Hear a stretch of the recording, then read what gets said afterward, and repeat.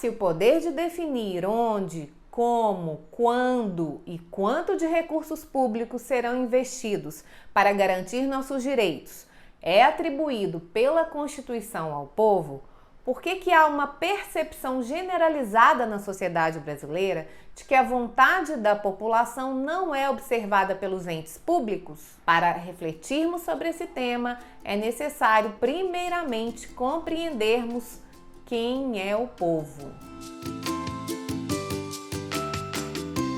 De modo geral, quando falamos em povo, pensamos no conjunto de pessoas que compõem a população de determinado país, fazendo em muitos casos a associação dessas pessoas com a parcela da população mais vulnerável social e economicamente. Esse conjunto de pessoas elegem representantes, que são os nossos vereadores, deputados, senadores, prefeitos, enfim.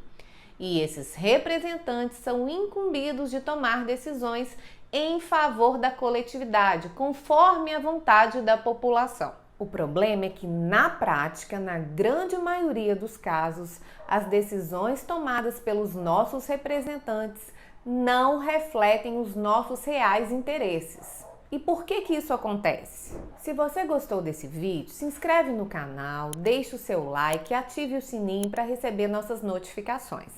Para responder a essa pergunta, é preciso compreender que a palavra povo no Brasil, ao contrário do que o senso comum acredita, é aplicável a uma parcela ínfima da população brasileira.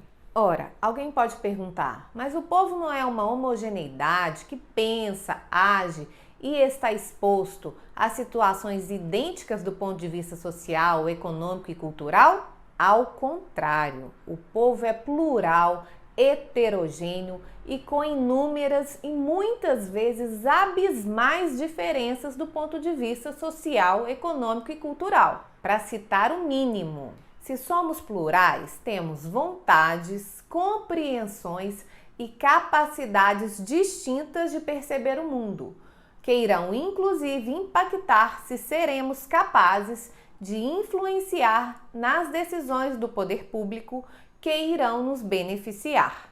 É preciso levar em consideração que nem todos conseguem eleger representantes, e mesmo quando o conseguem, nem sempre conseguem influenciar para que os assuntos de seus interesses sejam devidamente pautados. Alguns grupos, como por exemplo a mídia e algumas classes de servidores públicos, entre outros, apesar de terem uma maior facilidade em exercer a influência, geralmente não conseguem influenciar de maneira relevante nas decisões estatais. Por isso, povo, ao contrário do que o senso comum leva a crer, é denominação a ser aplicável a poucos. Mesmo os que conseguem influenciar as decisões governamentais encontram-se, de alguma forma, à mercê dos mutáveis, incongruentes e volúveis interesses dos nossos representantes, no entra e sai constante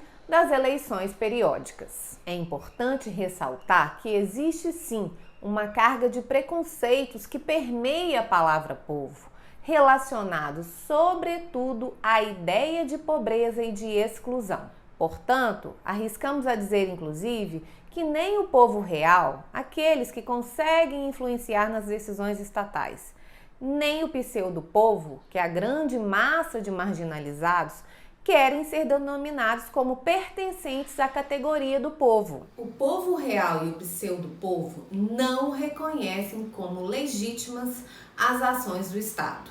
Isso porque os que têm acesso, o que eu chamo de povo real, ressentem-se de terem que se submeter às trocas impostas pelos representantes, sejam essas trocas lícitas ou ilícitas, para que consigam ter os seus interesses assegurados. Já os que não têm acesso, chamado pseudo-povo, ressentem-se por não conseguirem sequer serem ouvidos. Daí a percepção generalizada de que a vontade da coletividade não é observada pelos entes estatais. De esquerda ou de direita, brancos ou pretos, ricos ou pobres, homossexuais ou heterossexuais, enfim, Não importa de qual ou de quais grupos façamos parte.